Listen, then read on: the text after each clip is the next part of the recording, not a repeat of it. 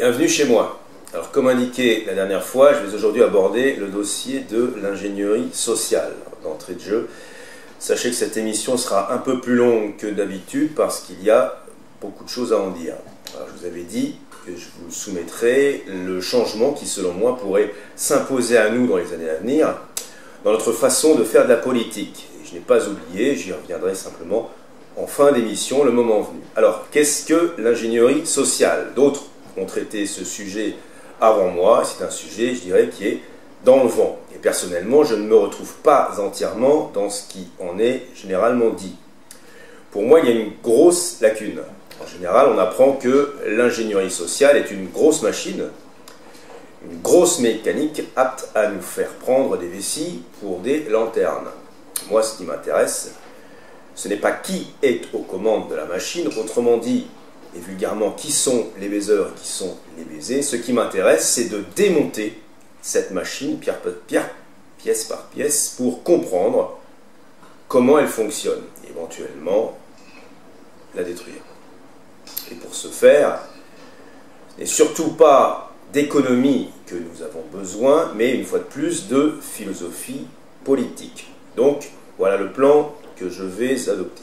Dans un premier temps, je vais énoncer ce qui me semble être des notions fondamentales, en rappelant notamment quelques leçons tirées des émissions précédentes. Ensuite, je vous dirai comment, à mes yeux, intervient l'ingénierie sociale dans le monde actuel. Puis, enfin, et si j'ai le temps, je dirai quelques mots du danger qui, selon moi, nous guette réellement dans les années à venir. Je repose donc la question, qu'est-ce que l'ingénierie sociale? Comment répondre à cela en quelques phrases? Tout d'abord, quelques rappels si vous avez raté les épisodes précédents. J'ai dit dans mon émission consacrée à la justice qu'il y avait un équilibre à trouver, un équilibre politique à trouver, entre individus et communauté. J'ai dit dans mon émission consacrée à la communauté, justement, qu'il y avait une distinction à faire entre société et communauté. La société est un amas d'individus déracinés qui vivent ensemble par contrat marchand, et la communauté est un tout qui détermine les individus et qui est prescriptrice à leur égard. Donc la société est de type mécanique, la communauté de type organique. Du point de vue de la société, les individus sont des pièces rapportées sur une machine, on y vient, et du point de vue de la communauté, les individus sont les cellules ou les organes d'un corps vivant.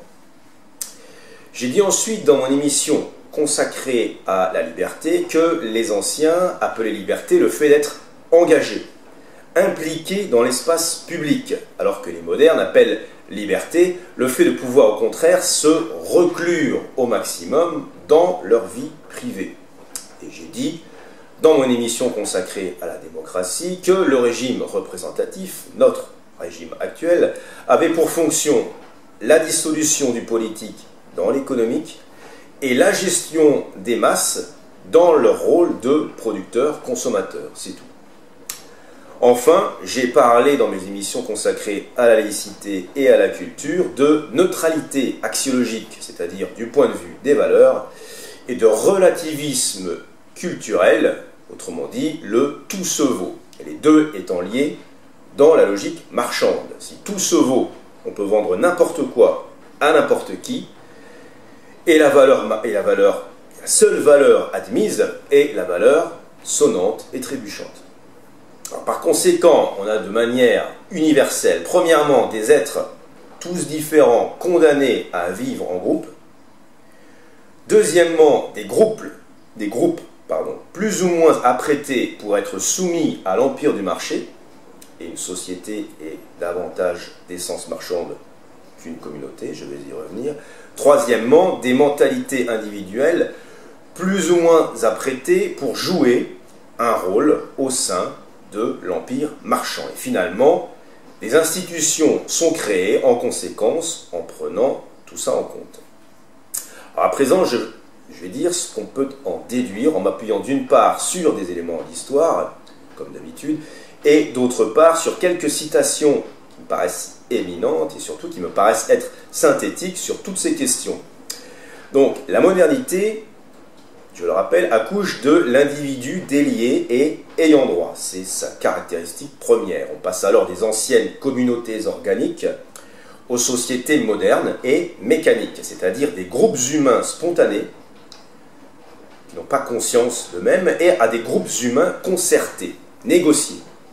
Il ne serait pas venu jadis à l'esprit des individus de se considérer comme autre chose que les produits de leur communauté d'appartenance. Ceci pour le meilleur, la cohésion, mais aussi pour le pire, la soumission. Ce que résume magnifiquement le sociologue Zygmunt Bauman lorsqu'il dit « La communauté tenait les individus en son pouvoir tant que ceux-ci vivaient dans l'ignorance d'être une communauté. » Donc plus de communautés, que des sociétés, plus d'organique que du mécanique. Les individus deviennent ainsi les pièces d'une grosse machine et c'est en fait l'art de faire tourner cette machine inédite dans l'histoire que l'on peut appeler ingénierie sociale. Si la cohésion des anciennes communautés est forcément remise en question dans un monde d'ayant droit, la soumission, elle, ne l'est pas. Elle mute, elle change simplement de forme. L'effort ne consiste plus à assujettir les personnes, mais à les charmer. Dorénavant, toute hiérarchie, toute verticalité est en passe d'être disqualifiée et combattue, à moins qu'elle ne parvienne à simuler l'horizontalité. Je m'explique. L'ordre ancien était fondé sur l'assujettissement des individus en leur assignant des rôles immuables. Le sort du fils de paysan était scellé, tout autant que celui du fils de magistrat. En accordant une place prépondérante à l'opinion publique, donc en acceptant la nouvelle donne des droits de l'homme et du nécessaire consentement des masses en politique, chacun était appelé à choisir lui-même son propre rôle dans la société. Mais ceci a un coût, car le consentement d'individus, tous aussi différents les uns que les autres, ce consentement n'épargne nullement le besoin d'un minimum d'ordre. Autrement dit, les pièces mécaniques ne s'assemblent pas d'elles-mêmes en une machine, contrairement aux prédictions des théoriciens de la main invisible. Pour pallier le lien communautaire perdu, il leur faut un ingénieur social même, c'est-à-dire un expert capable de concevoir et de superviser des procédés pour tirer profit d'un matériau, en l'occurrence les masses laborieuses. Et l'ingénieur social part avec un avantage. Comme le dit Nicolas Gomez d'Avila, l'homme moderne accepte n'importe quel joug pourvu qu'il lui soit imposé par une main impersonnelle. Impersonnelle pour ne pas dire invisible. Mais ça, pour le comprendre et l'exploiter, pour faire réellement de l'ingénierie sociale, il faut développer des disciplines annexes, des disciplines appropriées. Premièrement, une discipline apte à dresser un inventaire des pièces de la machine, donc des individus.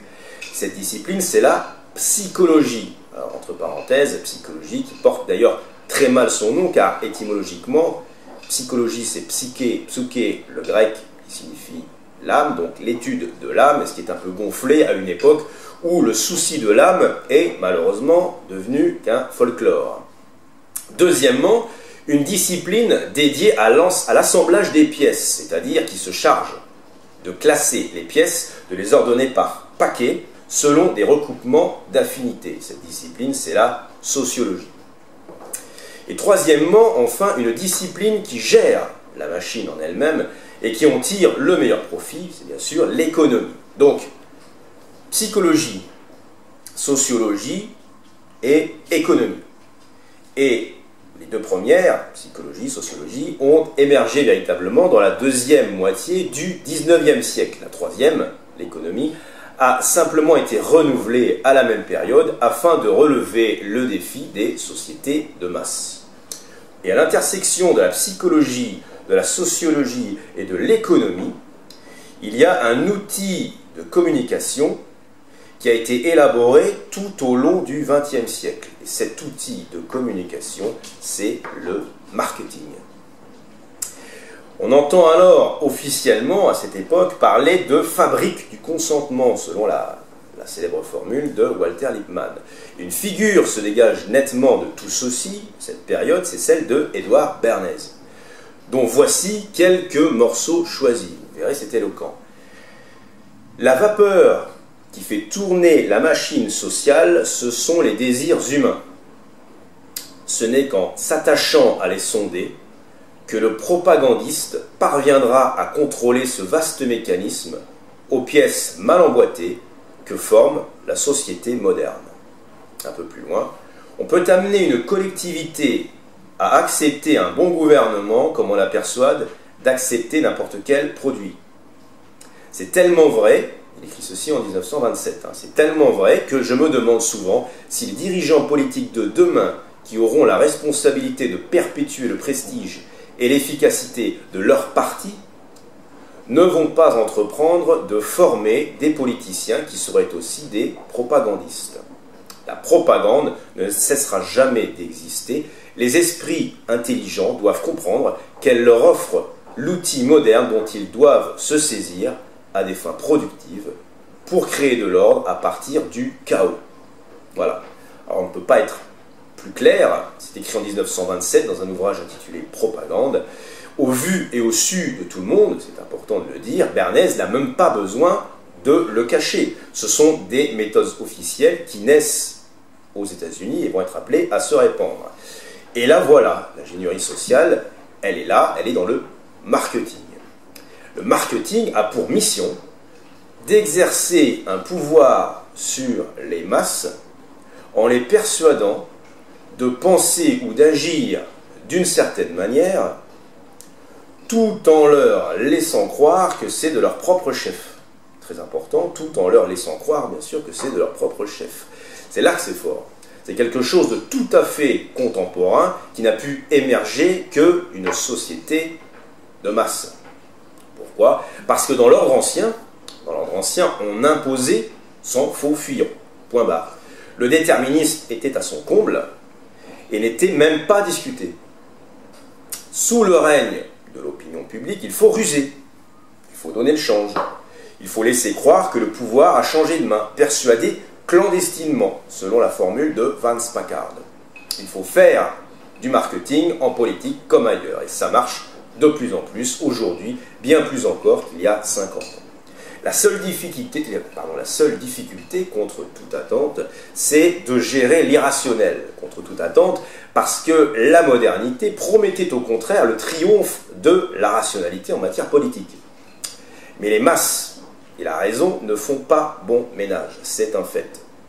Par conséquent, tout en donnant aux masses l'illusion de la souveraineté, on mettrait tout en œuvre pour baliser les sentiers battus, les sentiers que serait susceptible d'emprunter l'ensemble du cheptel. Et en politique, je le disais dans mon émission sur la démocratie, les méthodes sont rigoureusement les mêmes que sur le marché. Les anglo-saxons sont très forts pour inventer non pas des mots valises, mais des mots vaseline. Ils sont très forts pour ça. Exemple, producteur, consommateur, qui, je le rappelle, est le véritable rôle assigné aux individus qui, par ailleurs, se prétendent citoyens. En anglais, ça donne producer, consumer. Et à présent, vous contractez les deux, ce qui donne prosumer, c'est-à-dire l'individu qui consomme ce qu'il a lui-même produit, l'individu autonome. C'est tout bénef, cet individu est content, il est persuadé d'être libre dans ses choix et il s'imagine fondé de pouvoir. Eh bien, pour les lecteurs ordinaires, c'est strictement la même chose qu'avec Coca-Cola. Il n'y a pas de sentier plus large sur lesquels transhument les troupeaux humains que ceux défrichés par Coca-Cola. Tout le monde achète Coca-Cola. C'est donc la chose la plus démocratique qui soit, selon les critères en vigueur. Mais pour faire oublier aux consommateurs qu'il n'est qu'un mouton qui broute, ils sont allés jusqu'à lui donner l'illusion qu'il se distingue en participant à la production.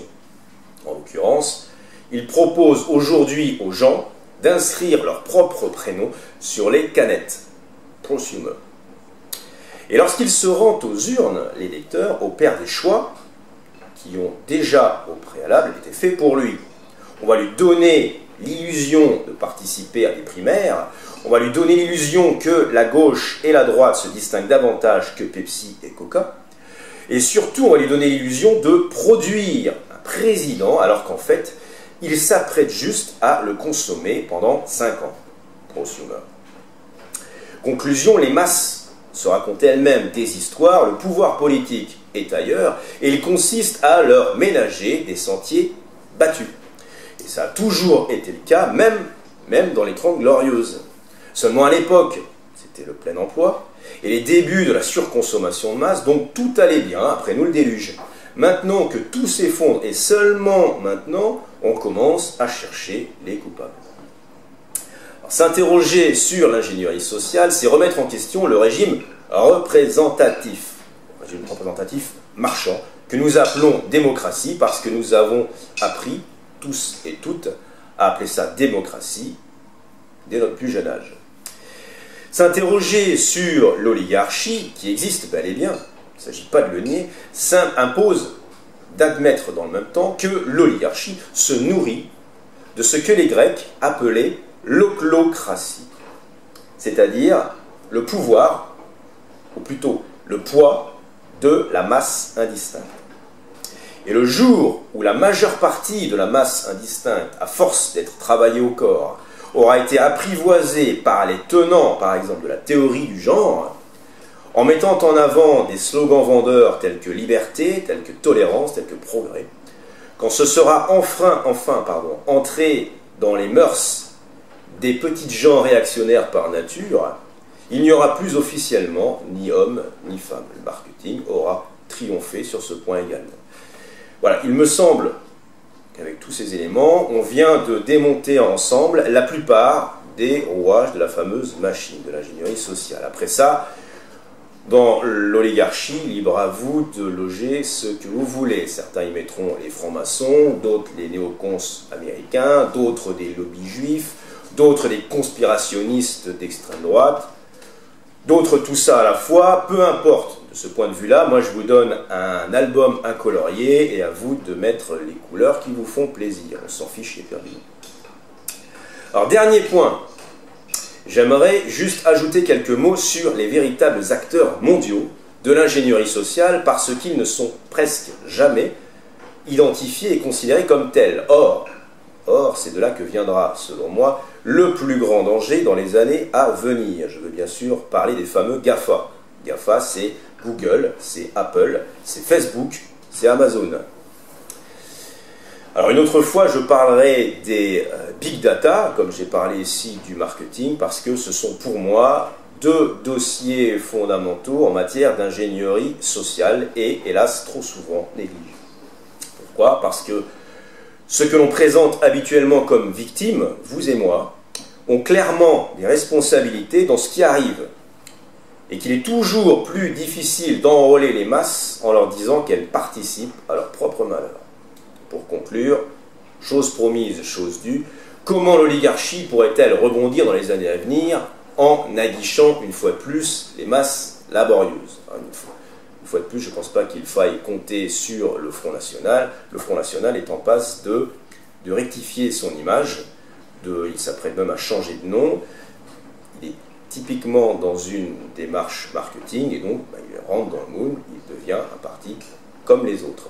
Donc, comment l'oligarchie pourrait-elle de nouveau convaincre les masses que les règles qu'elle leur impose sont les bonnes et les seules envisageables? Une fois qu'on a compris que tout était question de marketing, on peut répondre à la question.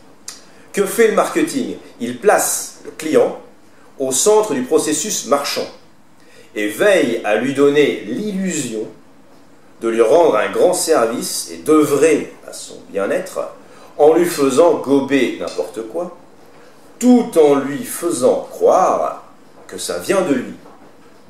C'est important, c'est fondamental. Vis-à-vis du mode de scrutin, qu'est-ce que ça peut donner?